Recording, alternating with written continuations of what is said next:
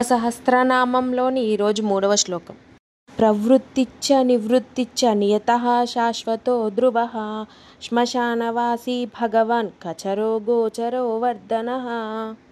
ఈ 3వ శ్లోకం యొక్క అర్థాలు: ప్రవృత్తి అంటే సృష్టికి కారణమైనది, నివృత్తి లయానికి అంటే నాశనానికి కారణమైనది, నియతః నియమానికి లోబడినవాడు, శాశ్వతః శాశ్వతమైన వాడు, ధ్రువః స్థిరుడైనటువంటి వాడు, శ్మశానవాసి శ్మశానంలో నివసించేటువంటి వాడు, భగవాన్ 6 భగాలు అంటే ఐశ్వర్యం, వీర్యం, యశస్సు, శ్రీ, జ్ఞానం, వైరాగ్యంతో నిండినటువంటి వాడు, కచరః ఆకాశంలో సంచరించేటువంటి వాడు, గోచరః తెలుసుకోగలిగేవాడు, అర్ధనః అర్ధనారీశ్వరుడు అంటే అర్ధం నారీతో కూడినటువంటి స్వరూపం అంటే సగం పార్వతీదేవి సగం శివుడు.